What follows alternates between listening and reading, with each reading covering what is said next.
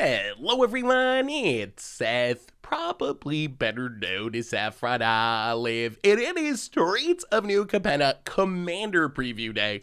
We got 5 precon deck lists coming up, and first up, we got our Grixis deck list, and we are going to break it down in just 15 minutes. So anyway, before we jump into this super sweet deck, 2 quick reminders. Number 1, if you want to keep up on all the latest previews throughout the day, you can do it over at MTGpreviews.com. Number 2, if you need to pick up some Streets of New Capenna Commander cards or any cards, you can get them from our awesome sponsor, Card Kingdom, by heading over to cardkingdom.com/MTGGoldfish, and even get a free goldfish sticker. Just let them know you want one in your order notes, and they will hook you up. Anyway, let's break down the Grixis Streets of New Capenna Commander Precon. So first up today, we got the new Grixis Precon, led by Anhelo the Painter. Anhelo, we're not going to talk about it again. We covered it during its own daily spoiler video a few days ago. Click on the card and check it out if you're interested.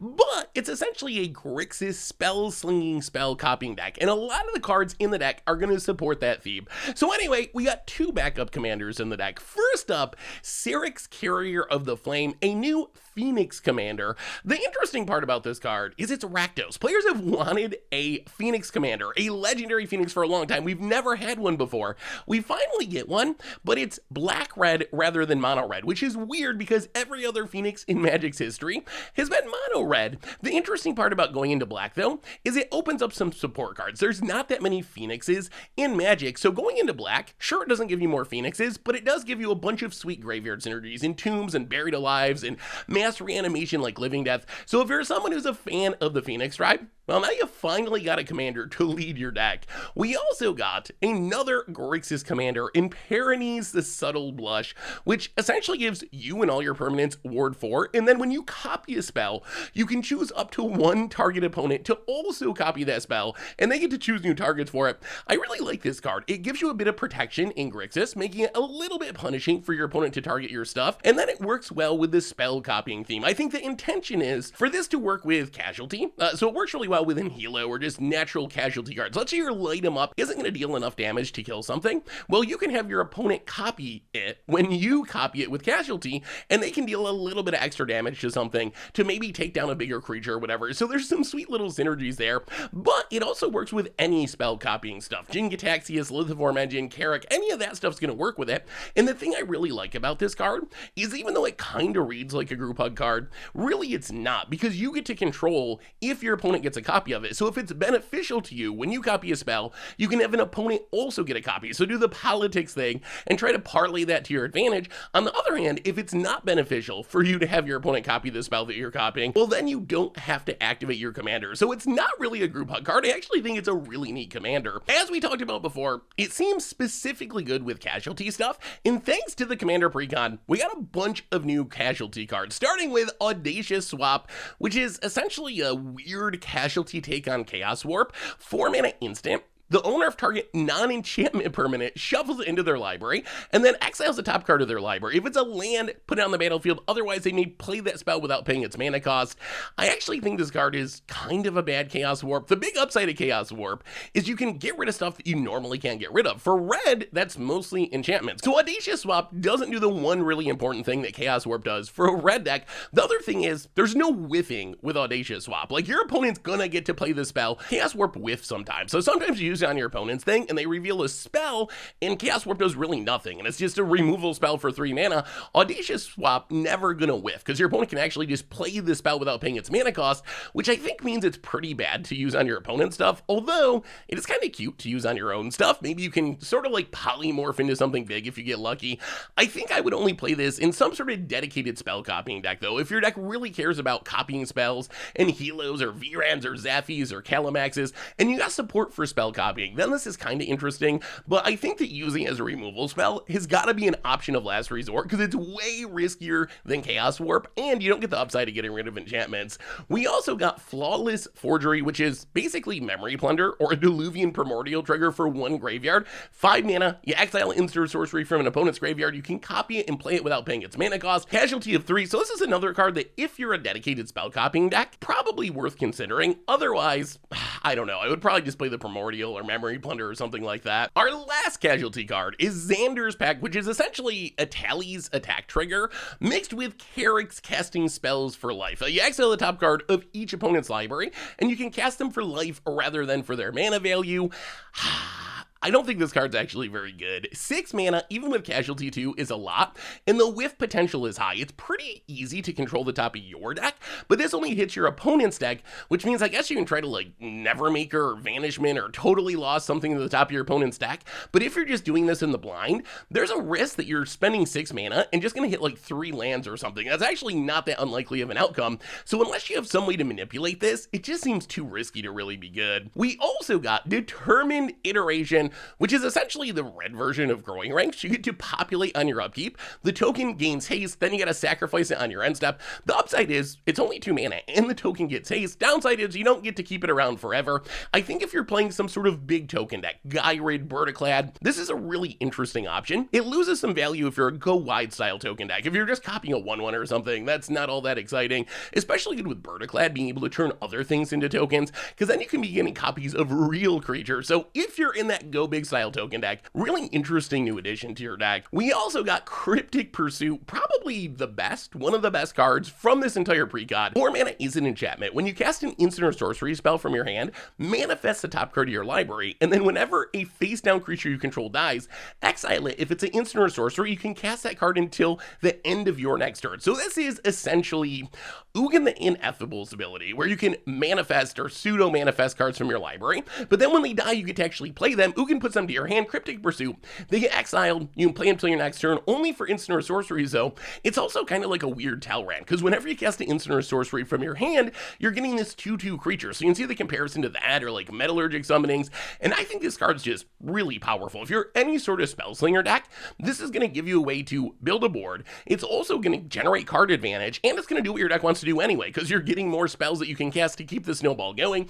It doesn't trigger with the spells from exile, but that's probably a good thing, because it would be pretty busted in too snowbally if you could just play cards and then make tokens and then sack those tokens and then cast those things and then trigger Cryptic Pursuit again. You just play through your entire deck with an Ashnod's Altar or something. We also got Make an Example, which is essentially Factor Fiction but for creatures on the battlefield.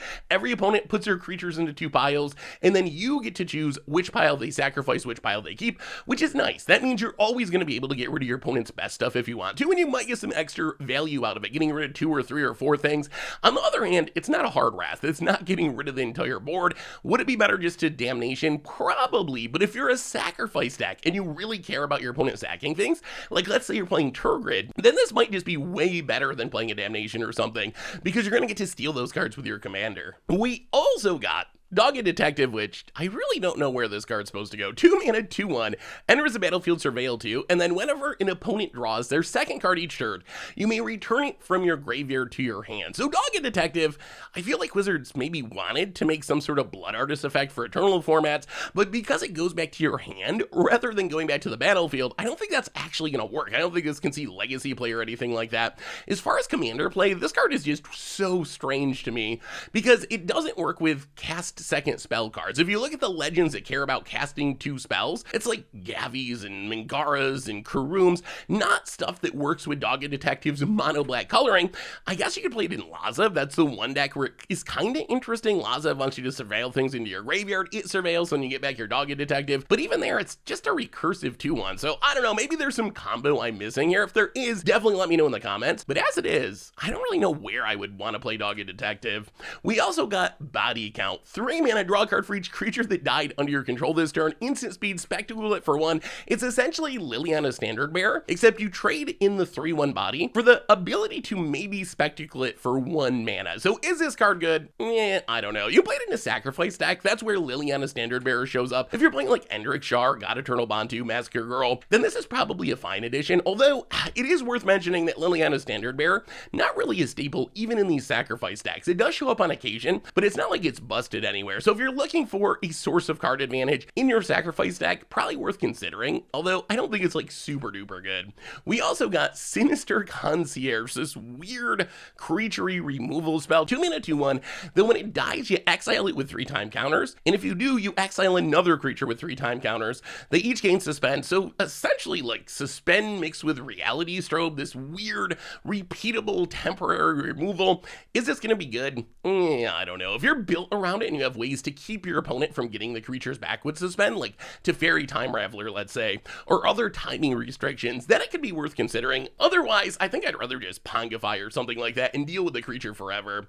We also got Extravagant Replication, which I really like. This card is 6 mana enchantment. It says, beginning your upkeep, create a token that's a copy of another target non-land permanent you control.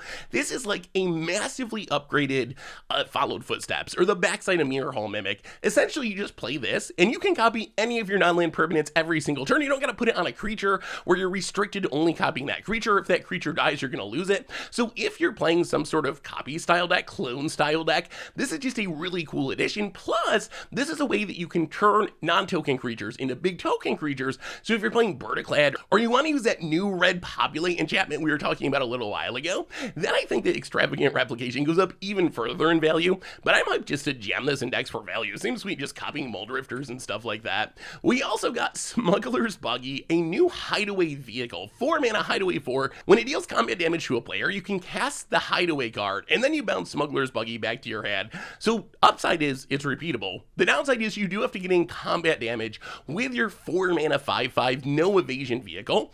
I don't think I would play this in a generic deck. I guess if somehow you're playing hideaway tribal, it's good, but this does seem like a sweet upgrade for vehicle decks in specific, and we got some really popular ones from Kamigawa Neon Dynasty. So if you're built around Greasefangs or Katoris, any of those, it's going to be great. Probably very good into Paula as well. So vehicle decks, really cool new addition. Just playing it for value though, probably not quite good enough. We also got a new spell ram creature in Spellbinding Soprano. 2 mana 2/2 when it attacks, your instant or sorceries cost 1 less to cast. You can encore it for 4 from your graveyard. So you exile it from your graveyard, you get a copy for each opponent. They go away on your end step. So this is essentially like a bad Goblin Electromancer, a Goblin Electromancer that needs to be able to attack, which isn't always easy with a 2/2, but what I like is it can set you up for this big combo turn later. When you encore it, you're going to be able to attack and theoretically give all of your spells 3 less to cast for a turn, which you can use to set up some big combo turn with like Niv Mizzet or Eruth or Kiker, and I think that's probably the home for this. If you're playing some sort of big turn combo-y Spellslinger deck, I like this just because of its encore,